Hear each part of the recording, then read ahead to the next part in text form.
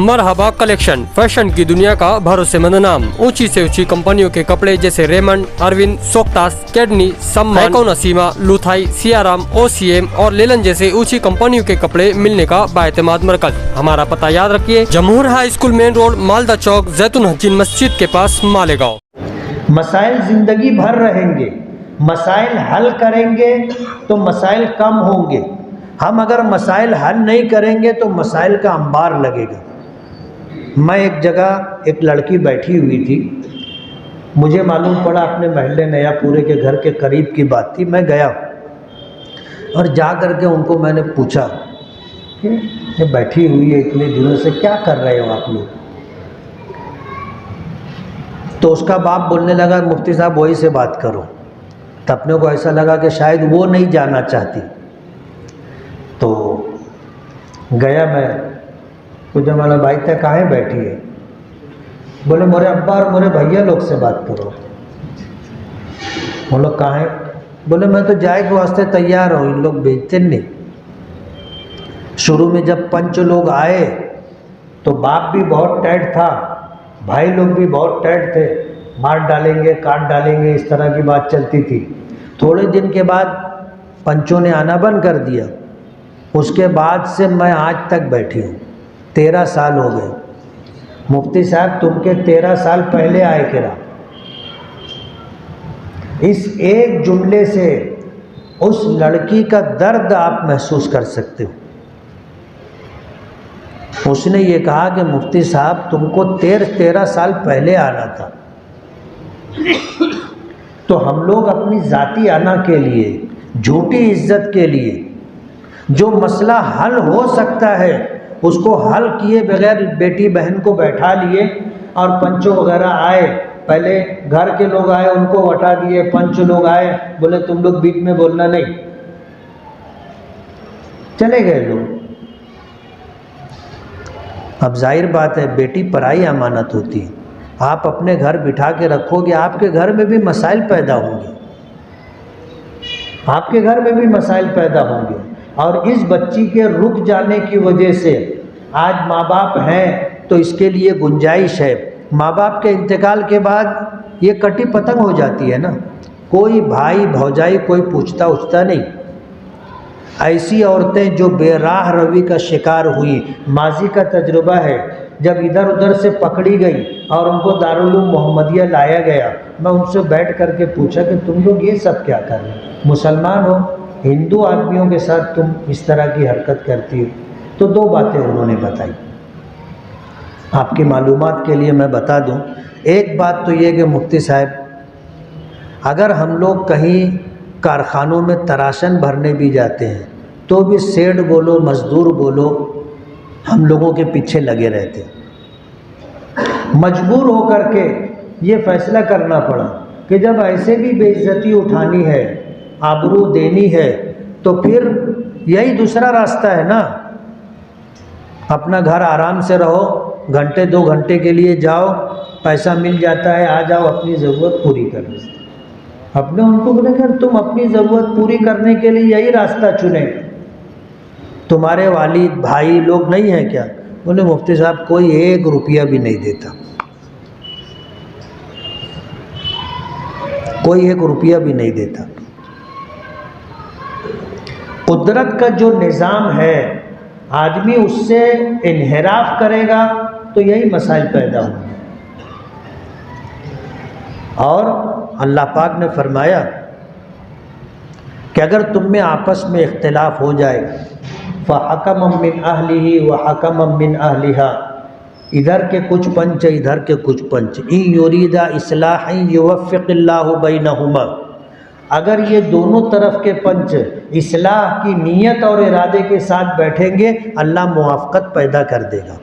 ये अल्लाह का वादा है और इस पर आमनतु बिल्लाहि, अल्लाह का वादा है, ईमान है। अगर आप इस्लाह और बनाने की नीयत के साथ बैठोगे, अल्लाह असबाब पैदा कर देगा, मामला बन जाएगा।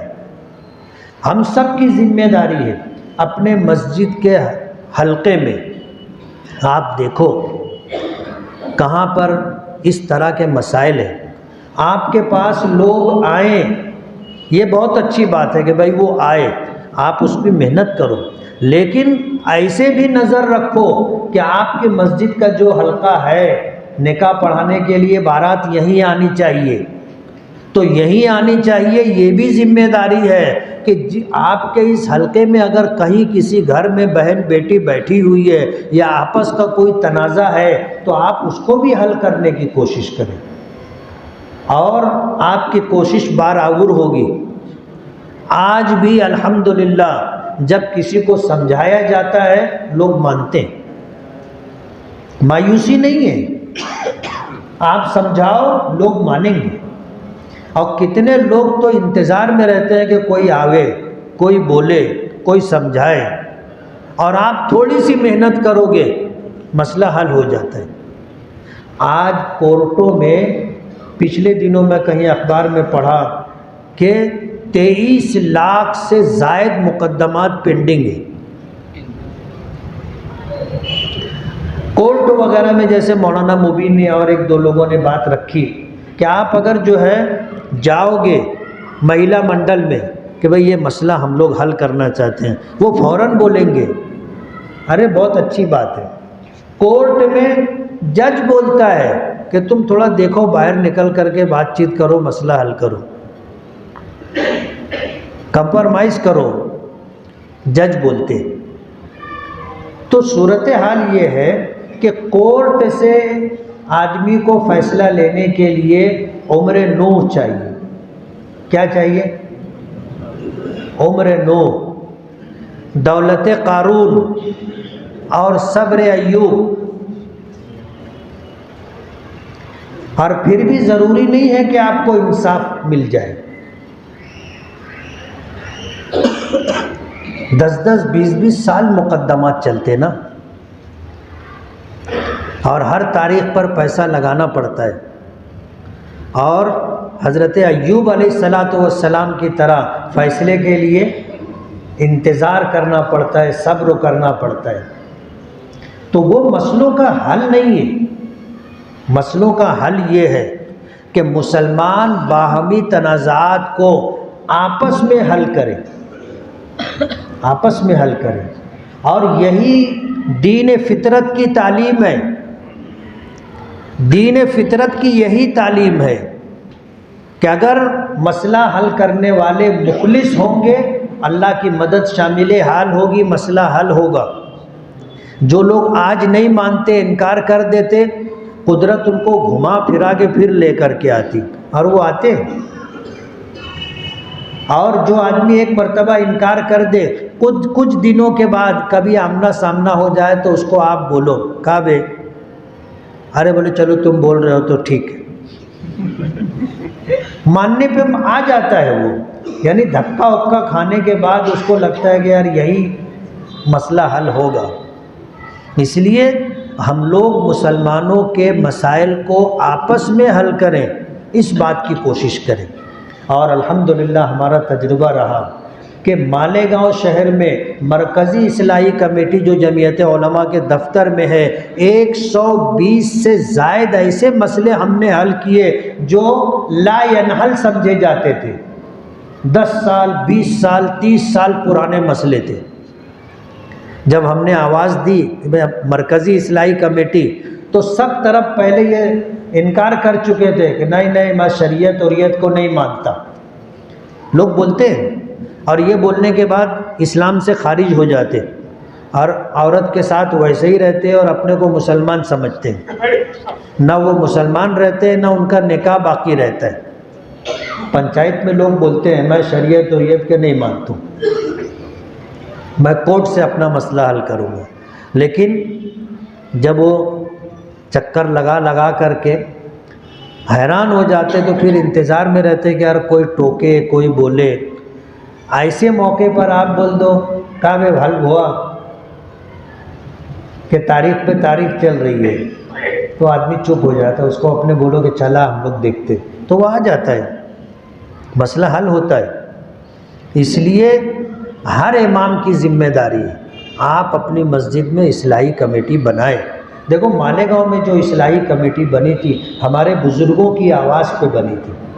حضرت مولانا عبد القادر صاحب رحمۃ اللہ علیہ، حاجی مصطفیٰ مکی منزل، مفتی نظام الدین، مولانا عثمان صاحب رحمۃ اللہ علیہ، مولانا عبد الحق، مولانا محمد الیاس، یہ جو اکابر علماء کرام تھے ان کی کوششوں سے اصلاحی کمیٹیاں بنی تھی، مسجدوں میں کام ہوتا رہا. پھر معاملہ ختم ہو گیا، پھر اس کی نشت ثانیہ ہوئی، دوبارہ کوشش کی گئی، دوبارہ کام شروع ہوا، دھیرے دھیرے پھر ختم ہو گیا، پھر ہم نے آواز دی، پھر لوگوں نے شروع کر دیا. تو یہ تو چلتا رہے گا، اس لیے ہم پھر آواز دے رہے کہ اپنی اپنی مسجدوں میں اصلاحی کمیٹی بنائیں. مرکزی اصلاحی کمیٹی کے لوگ روزانہ جمعیت کے دفتر میں بیٹھتے، ان کا بھی اپنا گھر بار ہے، ان کے بھی اپنے مسائل ہیں، کام کاج ہے. ابھی جیسے انگلو سیٹ کی مسجد کے ماسٹر صاحب نے بتایا کہ بھئی ہمارے یہاں جو ہے ہفتے میں ایک دن ہم لوگ بیٹھتے ہیں. ظاہر بات ہے انہوں نے اس بات کے ساتھ کہا کہ ہماری بھی اپنی مصروفیات ہیں، روز روز نہیں بیٹھ سکتے. تو مرکزی اصلاحی کمیٹی میں جو لوگ بیٹھتے ہیں بہت بڑی قربانی دے رہے ہیں کہ روزانہ رات میں عشاء کے بعد آتے. مفتیان کرام الگ الگ دن طے ہے، مولانا بھی ہیں، مفتی بھی ہیں، افراد ہیں کہ بھئی 2 دن تم رہو، 1 دن تم رہو، 2 دن تم رہو، ایسا طے کیا گیا تاکہ علماء کی موجودگی میں، مفتیان کرام کی موجودگی میں فیصلہ ہو. تو ہمیں اس بات کا احساس ہے، اس لیے ہم جمعیت علماء کے 6 حلقے کے ذمہ داروں سے یہ کہنا چاہتے ہیں کہ آپ اپنے یہاں اصلاحی کمیٹی کو فعال اور متحرک کیجیے اور آپ کوشش کیجئے کہ مسئلہ حل ہو. اگر آپ سے نہیں حل ہوتا ہے تو آپ ہمارے مرکزی اصلاحی کمیٹی میں مسئلہ بھیجیں. اب ظاہر بات ہے کوئی کچھ نہیں کرے گا اور سارے مسائل ہمارے پاس آ جائیں گے تو بحالت مجبوری ہم کو بھی ہاتھ اٹھانا پڑے گا، اور ہم یہ نہیں کرنا چاہتے، یہ نہیں کرنا چاہتے. مسلمانوں کے مسائل شریعت کی روشنی میں اسی طرح حل ہوں گے، اور یہی راستہ قرآن و حدیث سے ہمیں دیا گیا ہے، اور یہی اسی میں عافیت ہے. کورٹ سے ہم تو ایسا مانتے ہیں کہ جو ہارا وہ ہارا، جو جیتا وہ بھی ہارا، جو ہارا وہ ہارا اور جو جیتا وہ بھی ہارا نا. اب ظاہر بات ہے کہ لوگ کورٹ میں یہ کہا جانے لگا، آج سپریم کورٹ کے جو چیف جسٹس ہیں انہوں نے بھی یہ بات کہی کہ انصاف میں تاخیر ظلم کے برابر ہے، انصاف میں تاخیر ظلم کے برابر ہے. اب 10 سال 20 سال اگر کوئی مقدمہ چلا اور فیصلہ بھی ہو گیا تو کیا ہوا؟ مرنے کے بعد اگر کسی کو تاج محل بھی ملا تو اس کے کام کا ہے. اب ہمارے یہاں میراث کے مسائل میں ہوتا ہے، بٹوارا نہیں ہوتا، تاخیر ہوتی ہے، اور جب حقدار کو اس کا حق ملتا ہے تو بسا اوقات ہم نے بوڑھی عورتوں سے یہ بات سنی کہ جب دانت تھا تو چنا نہیں ملا، اور اب چنا ملا ہے تو دانت نہیں ہے. باپ کے مرنے کے بعد اس خاتون کو اس کا حق مل جانا تھا کہ باپ کے ترکے سے اس کو کچھ راحت، کچھ آرام ملتا. اب بوڑھی ہو گئی، اب آپ نے اس کو لے جا کر کے لاکھوں روپیہ دیا بھی تو کیا مطلب کا؟ وہ تو بیچاری پوری زندگی تکلیف میں گزار لی، اور اب ان پیسوں سے اس کو کوئی مطلب نہیں. جب پیسوں کی چاہت ختم ہو گئی تو آپ اس کو جو ہے اس کا ترکے میں سے حصہ دیتے ہو، یہ بھی بہت بڑا ظلم ہے. بھائی بہنوں کا حق آپ نے روک کے رکھا، ان کی مرضی کے بغیر آپ جو ہے یہ پیسہ استعمال کرتے رہے، ناجائز ہے. یہ شرکت ہے، شرکت فاسدہ. آپ اگر پارٹنرشپ میں کوئی کام کر رہے ہیں تو اس رقم کو استعمال کرنے کے لیے آپ کو دوسرے شریک اور پارٹنر سے اجازت لینی. آپ بغیر اجازت لیے حج پہ جا رہے ہیں، بغیر اجازت لیے عمرے پہ جا رہے ہیں، بغیر اجازت لیے گھر بنا رہے ہیں، بغیر اجازت لیے بچوں کی شادی کر رہے ہیں، بغیر اجازت لیے بچوں کو ڈاکٹر بنا رہے ہیں۔ کہاں کا انصاف ہے یہ؟ بہت سنگین مسئلہ ہے، اور آپ لوگ اپنے ہم طبقہ ہو، آپ کے سامنے یہ بات رکھنے میں کوئی جھجک کی بات نہیں ہے۔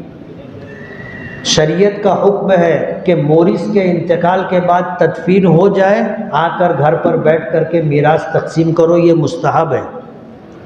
آج تو اگر کوئی باپ کے انتقال کے بعد اگر تھوڑا جلدی مانگ لے، بولے دیکھ یہ تو مرے کا انتظار کرت رہا کہ ابا مرے تو میں جلدی سے حصہ لوں۔ بعض لوگ بولتے ہیں ابھی جو ہے میرے ابا کی قبر کی مٹی سکھی بھی نہیں، یہ حصہ مانگے چالو کر دی۔ ارے اس کا حق ہے، آپ جتنی جلدی دے دو اتنا اچھا ہے، اتنا اچھا ہے۔ مسئلہ بتا دوں کہ اگر مشترکہ مال ہے تو مشترکہ مال میں سے زکوٰۃ نکالنے کے لیے بھی شریک سے پوچھنا پڑے گا۔ کوئی پوچھتا ہے؟ پورے شہر میں کوئی پوچھتا ہے؟ کوئی نہیں پوچھتا ہے۔